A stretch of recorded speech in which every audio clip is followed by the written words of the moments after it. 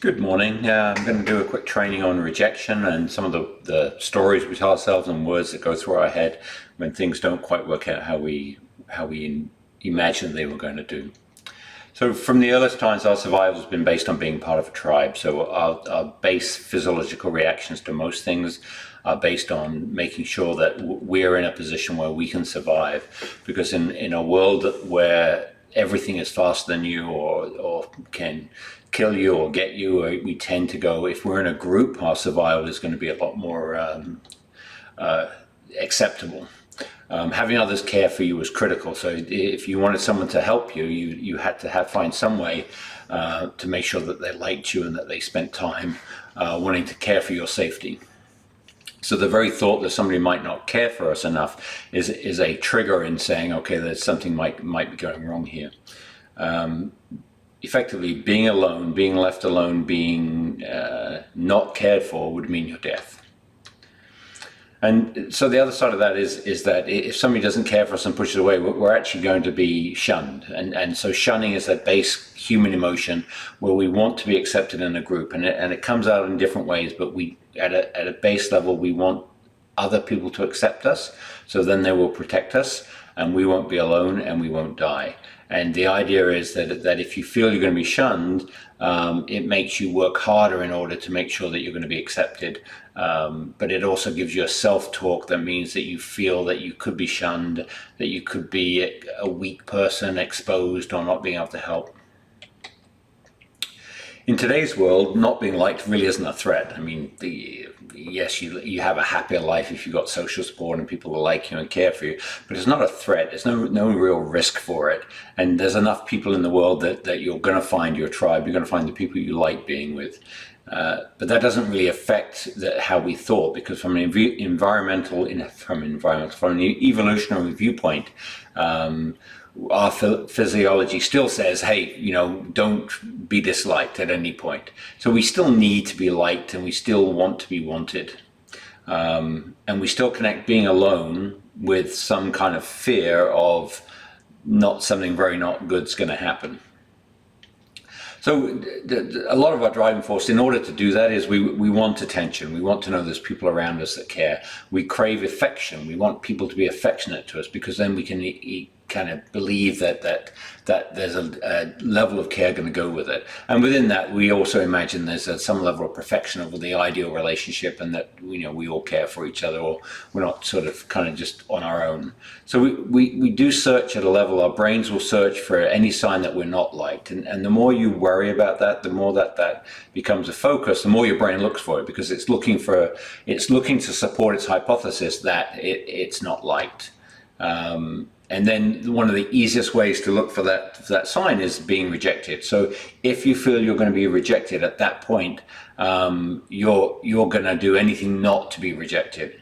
And if we don't get that imaginary, embrace of care, we can feel rejected without anything happening, just because the other person hasn't filled the spot where we just imagined in the future that they would.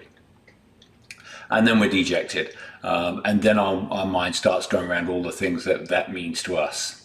So a late reply, a shorter reply than expected. If someone just gives you something that isn't quite as good as you thought it would be, they go on their phone and you see a red response, red receipt, but they don't reply to you. You assume that's not because they're busy or they're doing something else or they want to have a better answer later. It's because they don't care enough to give you a response.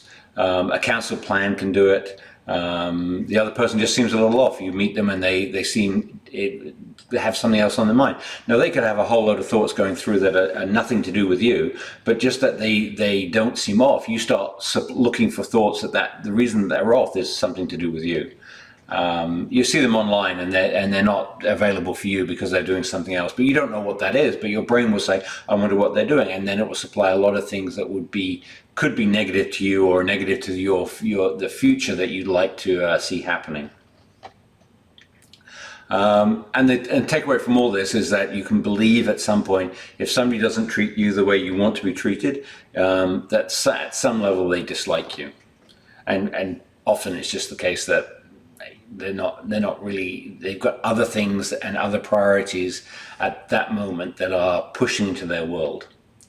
The fear of rejection then takes you to a darker place, because that's in your very base of your brain, there's something that connects an extreme fear with being rejected. And so you suddenly have a drop in positive emotions. And of course, the drop in positive emotions then has an effect on what you're thinking about.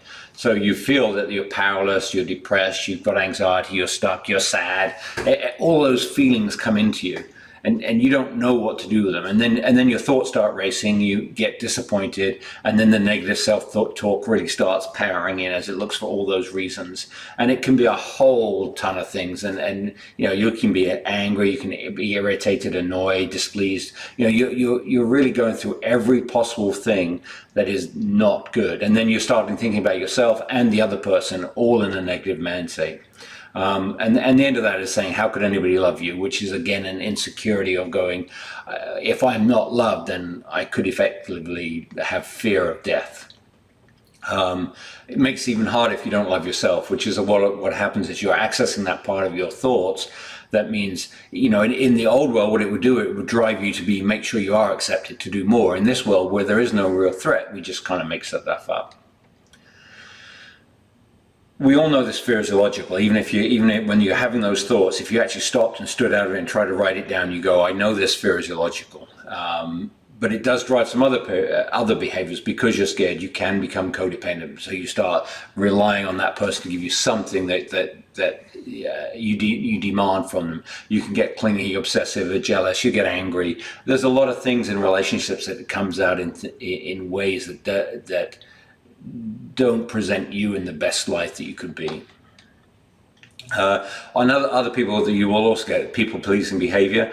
Not a huge thing in this particular case, but it is a case is that it drives you to make sure you're not rejected. So you start trying to make sure that you do everything you can that person won't be displeased. But you don't even know what that is. You're guessing what that is. So now you're in this guessing game with yourself of trying to fill the need of the other person, which means you're not actually filling your own needs, and you're not looking at what makes you happy. You're trying to make somebody else happy, which hasn't worked since the dawn of time. But when fear's driving your feelings, it means you really can't think clearly, because it's driving everything. So because you don't want to be rejected, you do everything you can to start finding ways that that's not true, including rejecting the other person first. Because what that does is it means you don't have to worry about rejected, because you're throwing them out of your tribe, and that's on them. Of course, they know nothing about it. And then that means you actually drive people away. And if they're going to go away, they can go away. People don't have any. There's no obligation to staying in life or not staying in life. All you're trying to do is say, if you want to be in my life, be in my life. If you want to go away, go away. But if you drive them away, then you've never got a chance to see how that's going to work out. So you damage relationships based on a fear of something that really is not a fear anymore, and you start enjoying your life less. Effectively, you can change your behavior by choosing your thoughts to match what you want, as opposed to what you're scared of, and it changes the way you're looking. Now you're looking forwards as opposed to being scared of what's going to happen to you and trying to come backwards. Okay, hope that helped. Talk to you next time. Thanks, bye.